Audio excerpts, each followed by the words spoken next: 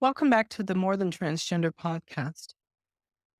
Stress, OCD, ADHD, hypertension, bipolar, nervous breakdown.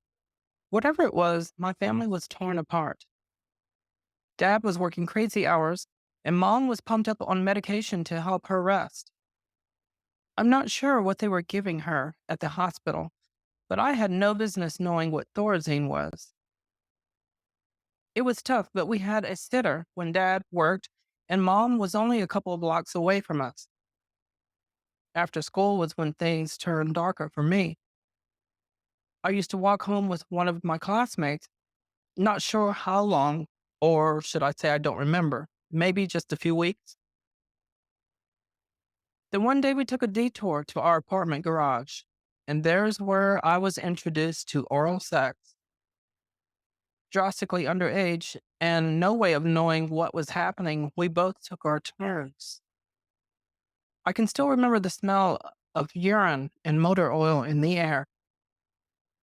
I think I blocked out feeling any emotions because we just went on with our lives like nothing until the next time we met after school. Someone had taught him, and he then taught me. The next thing I knew, a long road trip was next. My mother, brother, and I on our journey back to Ohio, but this time Dad wasn't staying. I can only imagine the conversations and heated arguments that my parents had, especially now that I've had my own successful and failed relationship. I had secretly been wishing to travel back to my cousins and go to school with him. So I did end up getting my wish. It was an enormous culture shock for me. Think back with me. Ohio back in the 70s was very much mainly blacks and whites, with a few other ethnicities peppered in. I was so shocked wondering where all the other cultures were.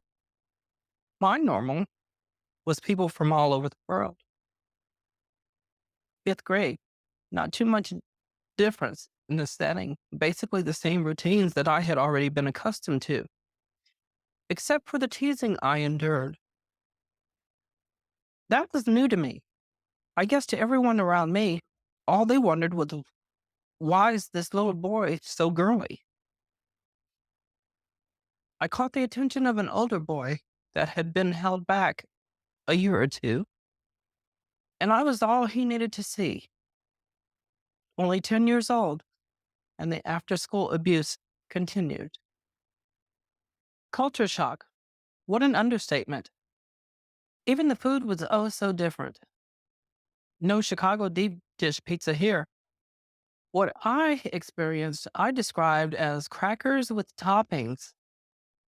And there were no school field trips here like the ones I visited in Chicago, being the Field Museum, Shedd Aquarium, Museum of Science and Industry, Alder Planetarium, and even saw Sandy Duncan as Peter Pan live at the Chicago Theater.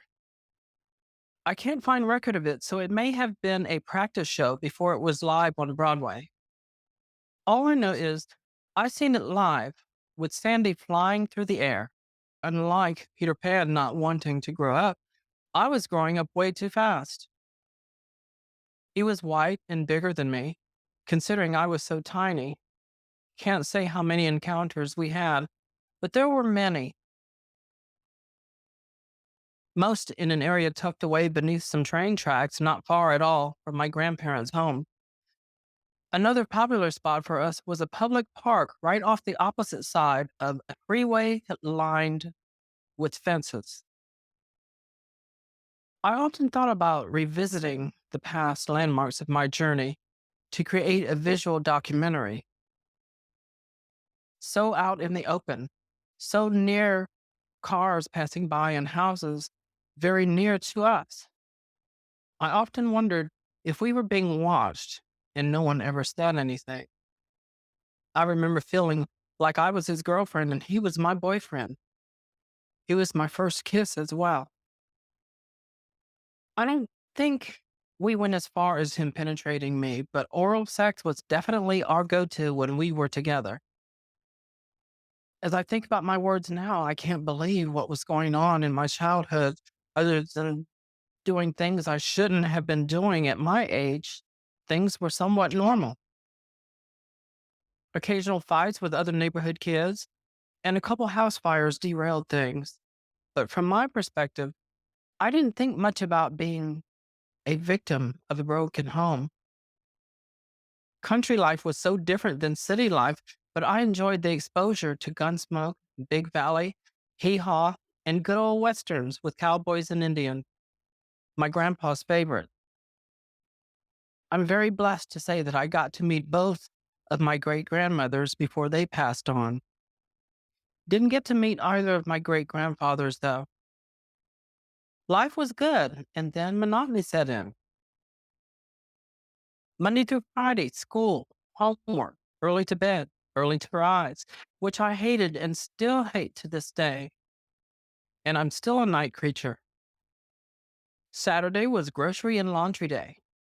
Sunday was church in the morning, and later in the early evening, if there was a visiting church or if our church was the visiting church.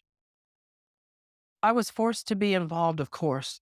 Sang in the children's choir, recited small speeches for Christmas and Easter, the usual religious Baptist routines. Didn't learn much about God, but I sure did learn a lot of how to be a hypocrite.